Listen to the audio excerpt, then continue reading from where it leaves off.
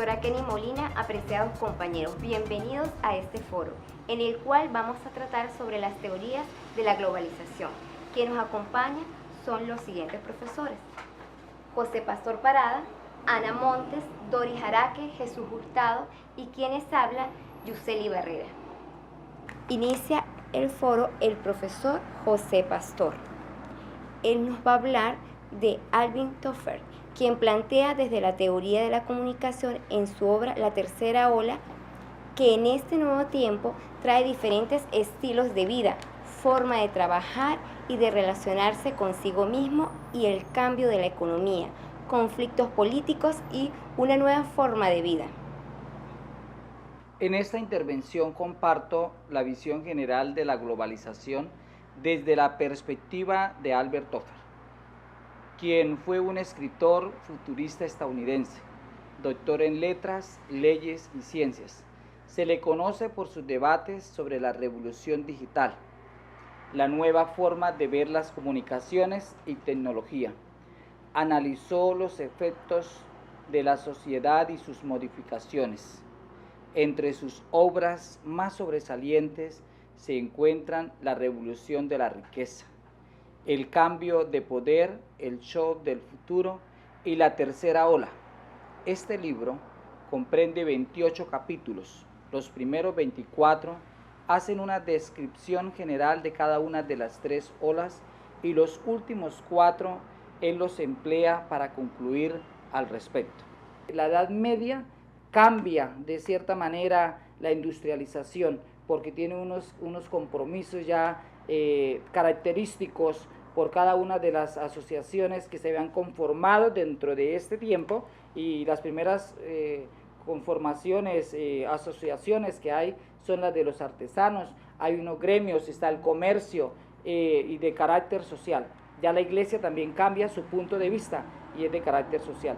La edad moderna inicia después de la Edad Media, y la Edad Moderna comprende de los siglos XVI al siglo XVIII.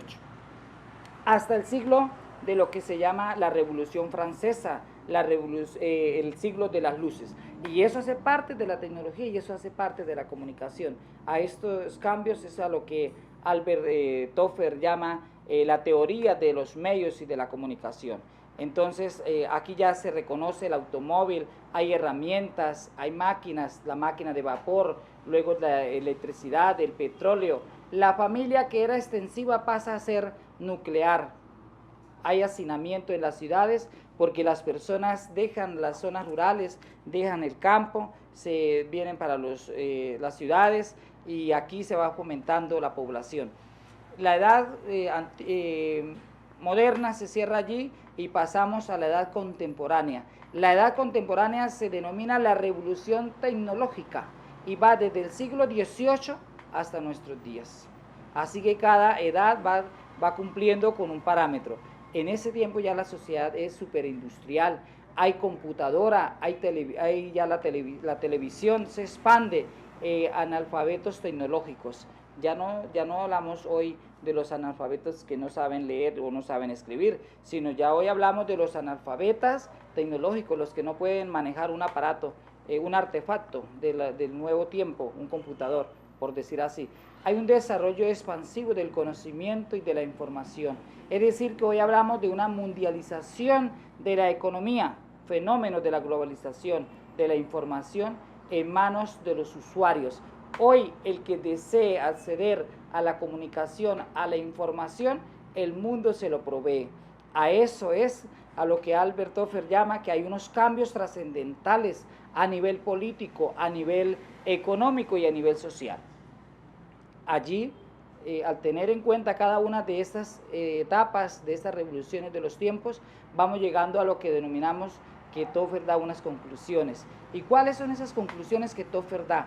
Que vislumbra el advenimiento de una cuarta ola. Él ya nos habla de una cuarta ola. Y esa cuarta ola es un resultado de la convergencia de la era de la tecnología y de la informática con la revolución biológica y energética. Añade que 3 serán las fuentes de poder en este tiempo, y el primero es la riqueza, la violencia y el conocimiento. Esas son fuentes totalmente de la nueva ola, de la cuarta ola. La visión de Tofer respecto al futuro es positiva. Precisa que los males que se han traído durante los tiempos de la globalización, estos van a ser transitorios, y que si nosotros sabemos manejar eso que hoy al mismo tiempo nos ofrece, esas posibilidades van a servirnos para transformar. Esto es a lo que finalmente nos conduce a un futuro pleno. Para comprender las civilizaciones que plantea Tofer, no podemos hablar del siglo XXI, sino vamos y hacemos una revisión a lo que todavía ni siquiera será historia, o sea, a la prehistoria, porque eso no es historia. La historia parte con la edad antigua, luego continúa con la edad moderna, que es el tiempo de reconocerle a los campesinos, la agricultura, luego con la edad contemporánea. Es decir, que hay unos periodos de tiempo hasta nuestros días. Y termino con lo que dice Albert Tofer, una frase muy célebre: los analfabetos del siglo XXI no serán aquellos que no sepan leer y escribir, sino aquellos que no sepan aprender, desaprender y reaprender. Ahora con nosotros la profesora Ana Montes. Ella expondrá la obra Globalización, secuencia humana, de Simon Bauman. Entre sus obras tenemos La modernidad líquida, Amor líquido, Tiempos líquidos, Vida de consumo y La globalización, consecuencia humana. El libro analizado en esta ocasión es La globalización, consecuencias humanas. Para analizar los conceptos de tiempo y clase, el autor se basa en Albert Dunlap, famoso racionalizador de la empresa moderna, quien plantea que la empresa pertenece a las personas que invierten en ella, no a sus empleados, ni proveedores, ni a la localidad donde está situada. Además, el texto nos da a conocer una relación entre la naturaleza histórica variable del tiempo y el espacio. El patrón y la escala de la organización social, los efectos de la actual comprensión, espacio y tiempo, y la estructuración de las comunidades territoriales. Pero también nos muestra una tríada en lo que respecta al trabajo, consumo y nueva denominación de pobre. Según Bauman, la globalización es un fenómeno que, sin distinguir clases sociales o locales, está insertada en nuestros hogares y en la vida diaria e intenta transformar nuestro mundo y las relaciones humanas. Además, la globalización divide de la misma forma que une, pero en el texto la denomina como algo de fetiche, la cual es utilizada para responder a todo lo bueno o lo malo que le suceda a esta sociedad, lo cual lo podemos ver según el texto planteado por Dunlap, que los empleados, proveedores y voceros de la comunidad no tienen voz en las decisiones de la empresa, a diferencia de quienes invierten el capital, o sea, en este caso, los empresarios o propietarios accentistas. Un accentista es el propietario rural o terrateniente que vive lejos de sus tierras, descuidando su explotación o dejándolas directamente ociosas. El accentismo ha sido una fuente de conflictos sociales en el campo, especialmente en aquellas sociedades en las que una masa importante de personas que no poseía tierras cultivables o solo tenía acceso a parcelas muy reducidas, incapaces de sostener explotaciones económicas viables. Si comparamos al terrateniente del siglo XIX con los actuales propietarios, veremos que hay una unión entre ambos, pero solamente con respecto a la explotación del trabajador, al maltrato laboral, de los trabajadores. Son solo una herramienta productiva, dejando de lado su condición humana. Hay que considerar que estos terratenientes no podían llegar y cambiar sus terrenos de un lugar a otro si no perderían sus cosechas. Debían llegar a un acuerdo con el campesinado, a diferencia de los actuales. Porque los actuales empresarios, quienes tienen un sentido de pertenencia con la comunidad vecina, no les importa. No le importa el proveedor, no le importan los empleados, los cuales es más fácil trasladar su empresa a otro lugar que sea más rentable y alejarse de los problemas que pudieran causar los trabajadores o los políticos locales. Asimismo, si la empresa en la actualidad se han aliado en lo que conocemos como multinacionales, y así los empleados no podían moverse dentro de un país.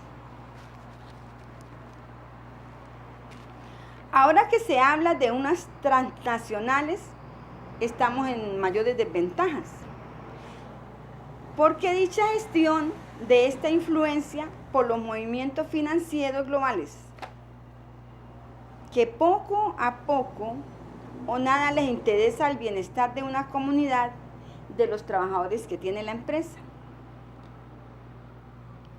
Para Bauman, los nuevos pobres son aquellos que son incapaces de acceder al consumo y a la novedad del sistema capitalista. Para alcanzar los placeres de una vida normal se necesita dinero, y los pobres se encuentran ante un escenario de consumo rapaz y con la incapacidad de solventar los estándares del consumo actual. La geografía se convierte en una mera referencia y las distancias ya no existen como tal, pues ya que el dinero se mueve rápidamente de un lugar a otro. Dice Max Poster, y él hace una comparación, ¿no?, de un panóptico. Y para concluir, el efecto global posee algunos elementos que afectan la condición humana, como son la fragmentación del espacio urbano, la disminución y desaparición del espacio público, la disgregación de la comunidad urbana, la separación y segregación y sobre todo la extraterritorialidad de una nueva élite que controla y dispone de los espacios. Lo manipula con su poder y lo adecúan de acuerdo con sus políticas expansionistas. Estos avances tecnológicos de la modernización han hecho que las distancias importen poco actualmente. Los nuevos tipos de comunicaciones permiten que lo que suceda en un lugar se pueda saber en cuestión de minutos en el otro. Por muy alejado que éste se encuentre, y no solo eso, sino que además hace partícipes de las consecuencias. Muchas gracias. La profesora Doris Araque se encarga de analizar el tema globalización como fenómeno político y social. Como dijo Castell, no basta con que sea internacional o mundial. Para ser global debe actuar en tiempo real, al unísono, todos los procesos. Aunque existe discrepancia si es un proceso producto del desarrollo tecnológico o una evolución inevitable del capitalismo. El trabajo se presenta en 3 apartados. El primero corresponde a los antecedentes de la globalización, caracterizando la globalización en los países desarrollados y en los países no desarrollados. En la segunda parte se presenta la globalización como fenómenos políticos, económicos y sociales. Finalmente, en la tercera parte del trabajo, se presentan los hallazgos. La globalización en las sociedades postcapitalistas se refieren a la influencia en un nivel mundial del conocimiento. De esta forma, la sociedad que ostente el mayor conocimiento será la que tendrá mayor dominio sobre el resto de los países. Tiene su referente histórico en los cambios de las formas como se abordan los procesos, los métodos, la información. Su inicio documental es a finales del siglo XX. Según Castell, no basta que sea internacional o mundial, para ser global debe tener el tiempo real de unísono en todos los procesos. Aunque existe discrepancia sobre si es el producto del desarrollo tecnológico o de una evolución inevitable del capitalismo. La investigación surge a partir de la siguiente formulación de interrogantes. ¿Qué aportes ha producido la comunidad científica en torno a la globalización? Y en el mundo globalizado, ¿cómo mantener la educación pública? Desde este punto de vista se van a manejar tres enfoques: el enfoque económico, el enfoque político y el enfoque social. Veamos desde el punto de vista económico. Se reconfigura la forma de cómo abordar los procesos de producción, la redistribución y el consumo de bienes y servicios en el mundo, permeando todos los actos económicos internacionales.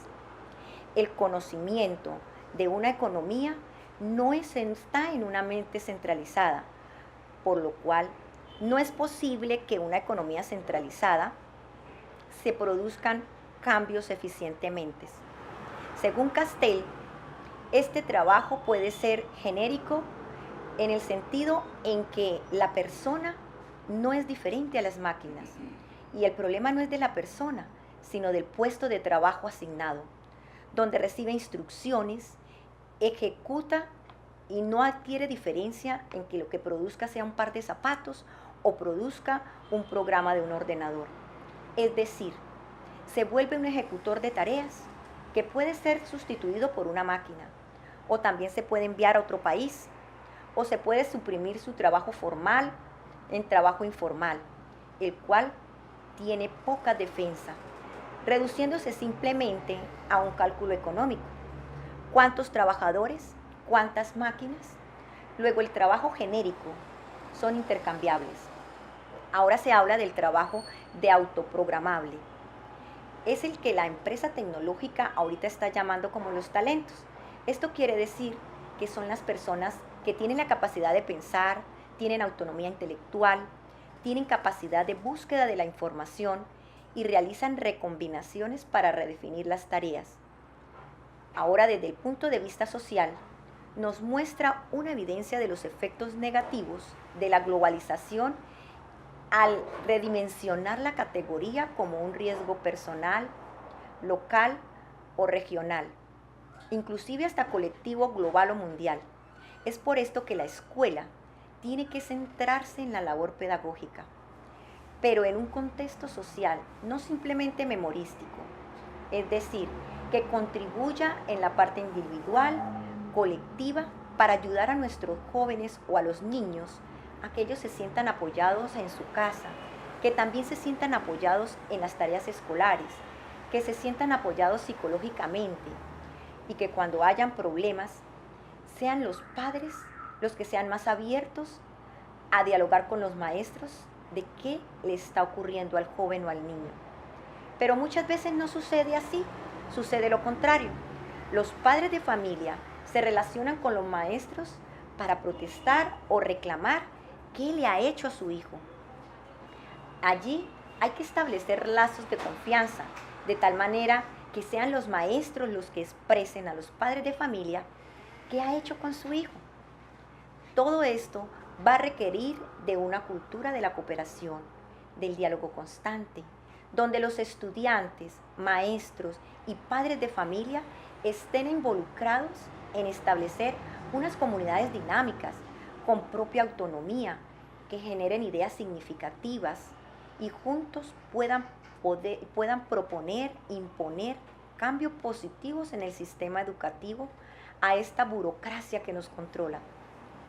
Desde este punto de vista, el Estado transnacional se centra en el individuo, el cual debe pertenecer a un estado para convivir con otros o varios estados. Además, la redistribución geopolítica de los bloques emergentes establece una nueva categoría de Estado. Es allí donde la globalización va a la par con los sentimientos de identidad, porque tenemos identidad nacional, la identidad religiosa, que es una de las más importantes, la étnica, la identidad de género, la identidad territorial o local. Y la razón es muy sencilla, pues la globalización desarticula todos los instrumentos tradicionales a través de los cuales las personas tenían esa capacidad para controlar nuestras vidas, e incluso eran las instituciones políticas, las organizaciones de la sociedad civil. Hoy en día está superado por la globalización. Los estados de hecho existen y se gestionan en función de los flujos de instrucción que vienen de la globalización. Cuando hay este tipo de situaciones, la gente tiene la tendencia a decir: si yo no sirvo para el sector financiero o el sector financiero me cierra, pues me refugio en lo que soy yo. Como no puedo controlar el mundo grande, pues quiero vivir en el mío. Es allí donde la identidad religiosa tiene una relación con el sentido del mercado financiero. Este se expresa cuando es excluido de él y se aferra a que con Dios todo lo puedo. En cambio, si el planteamiento es de la sociedad, desde la persona o pueblo, cuando una gran mayoría piensa que su cultura debe ser defendida con su cultura propia, porque tiene una serie de agravios que todavía no son atendidos, ese proceso de transformación de la conciencia de la gente, que es en últimas el término de combinación de una apertura al mundo. Esta identidad global no se debe, sino que se ha perdido esa identidad propia. El sistema educativo debe allí formar la conciencia de valores, la tolerancia, el diálogo, ya que sin la tolerancia no se pueden empezar a trabajar juntos. Los ataques ideológicos contra las identidades culturales propias en el sistema educativo son los más demoledores y causan un gran daño para la convivencia en el futuro. Es aquí donde hay una gran batalla que tiene el sistema educativo en la defensa de la autonomía cultural y la identidad de cultura de nación, porque no la puede ganar las instituciones políticas, solo la puede ganar en la ciudadanía, empezando por la unión entre los maestros, estudiantes y padres de familia. Ahora bien, surge el otro interrogante, que en un mundo tan globalizado, ¿cómo podemos mantener la educación pública? Entonces decimos, la educación pública debe responder a los intereses sociales de la sociedad y no a las tendencias del mercado. Además, es el mecanismo esencial para reducir la desigualdad social, porque allí se disminuyen los empleos, hay disminución del ingreso y hay una reproducción en el cual tiene como consecuencia duplicar un sistema de enseñanza. Entonces, al duplicarse este sistema de enseñanza, se duplica también la pobreza, porque los pobres irán solamente a la educación pública, mientras los ricos irán a la educación privada. Esto aumenta una brecha significativa entre ambas.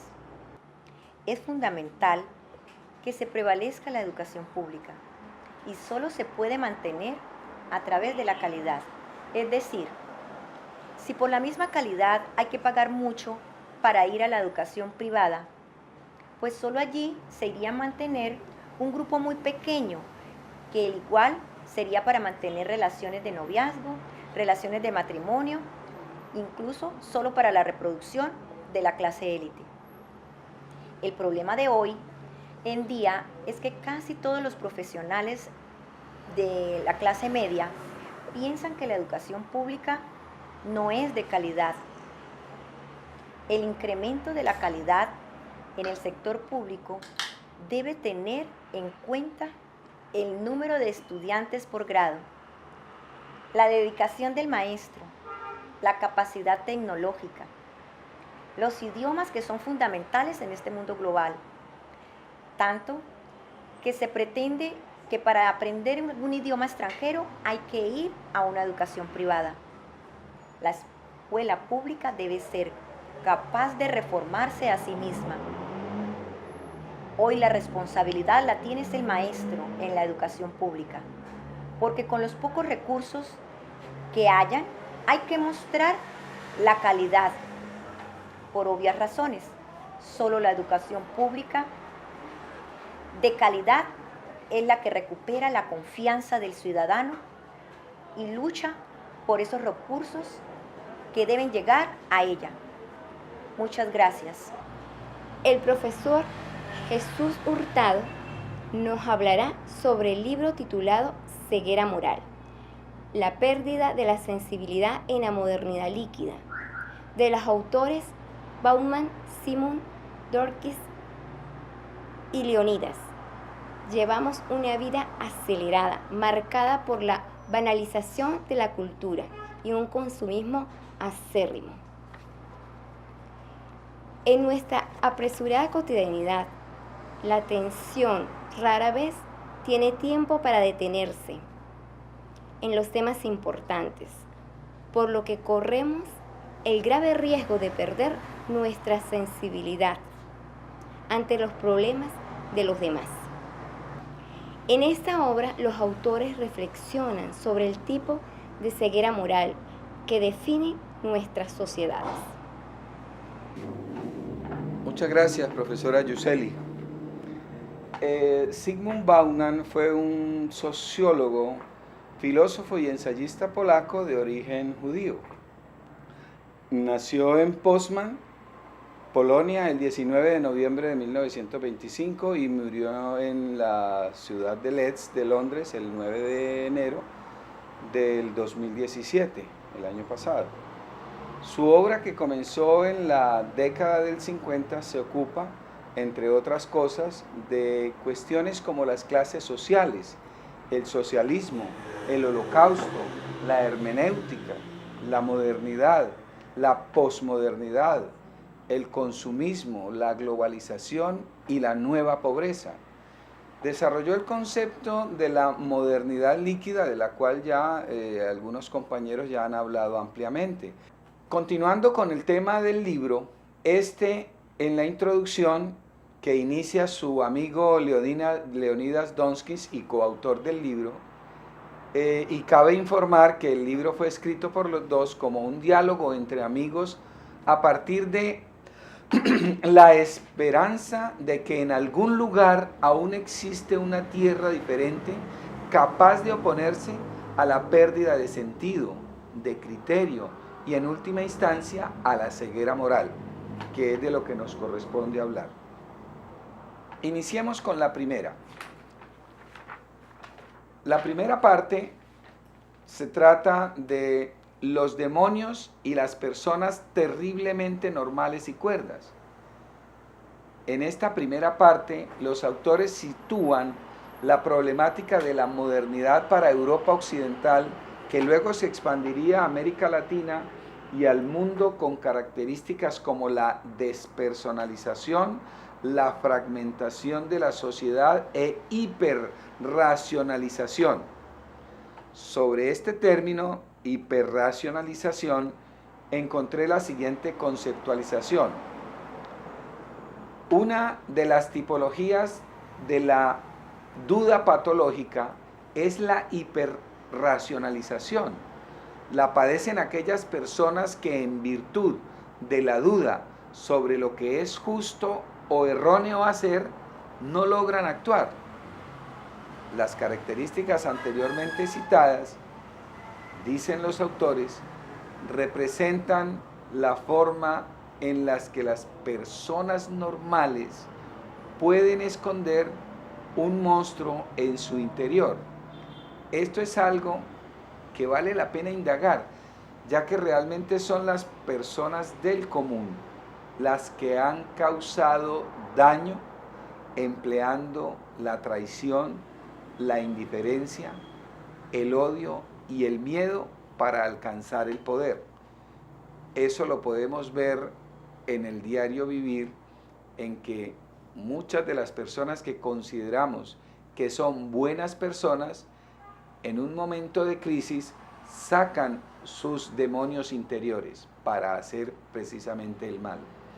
En el segundo capítulo, la crisis de la política y la búsqueda de un lenguaje de sensibilidad interpretan que lo que realmente representa al mal en la sociedad moderna es la abolición de la privacidad, que conduce a la manipulación e intromisión en la intimidad de las personas, y sin manera de dar una voz de alarma social ante esta amenaza, considerada como tal, porque se legitiman las redes sociales como la base de las relaciones humanas y como las defensoras de los derechos humanos.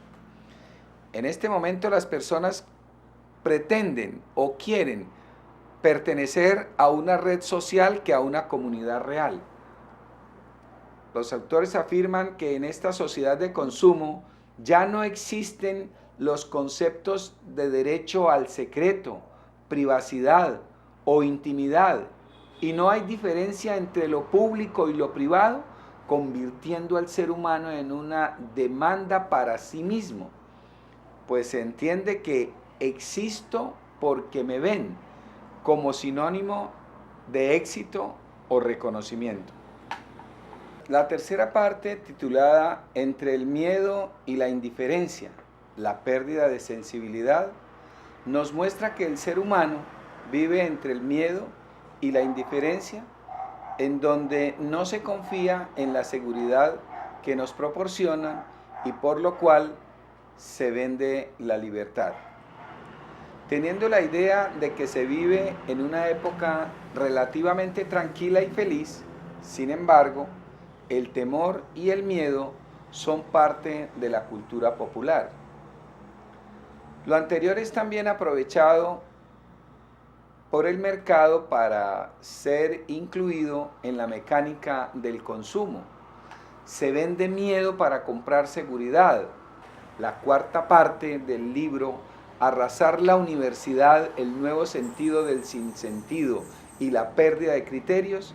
En esta parte los autores hablan que la academia también reacciona ante estos cambios y se convierte en un local de comida rápida intelectual que se caracteriza por la necesidad de producir en cantidad, que se convierte en el espacio en donde dominan la agresividad semicorporativa con la misión de ofrecer servicio y eficiencia, donde las capacidades se miden por el número de artículos publicados, sin aportar nociones nuevas a la ciencia, en lugar de investigación profunda, original y una enseñanza de alto nivel.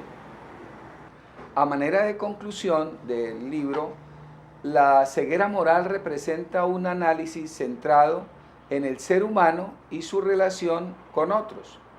Se aborda con un acierto una de las problemáticas centrales de las sociedades contemporáneas marcadas por la globalización económica, el desarrollo exponencial de las tecnologías de información y de las redes sociales y el debilitamiento del vínculo social. Se analizan las razones y las modalidades que conducen a esa pérdida de sensibilidad hacia los demás. Muchas gracias. Mi postura, en la cual aporto para ampliar un poco más, podríamos decir que las teorías de la globalización enfatizan que los factores culturales son los principales determinantes que afectan las condiciones económicas, sociales y políticas de los países. Podemos decir que la globalización se puede describir como un proceso que crea vínculos y espacios sociales transnacionales. También revaloriza la cultura, tanto local, y trae a un primer plano una tercera cultura. Por consiguiente, al apreciar los aportes e investigaciones hechas por los estudiosos que nuestros compañeros compartieron, podemos reflexionar y analizar sobre lo que es la globalización, cómo arropa a los ciudadanos que hacen vida en un país, pero también cómo tenemos que estar claros que no todos los países o habitantes del mundo gozan de esta globalización amplia o del mismo nivel que realmente los pueda arropar. Y esto es debido al nivel de pobreza de esos países. Para cerrar, mencionamos a Tofer. 3 son los principios económicos y productivos que determinan la época o la revolución. Primero, la tecnosfera. Se refiere a las fuentes de energía y mecanismos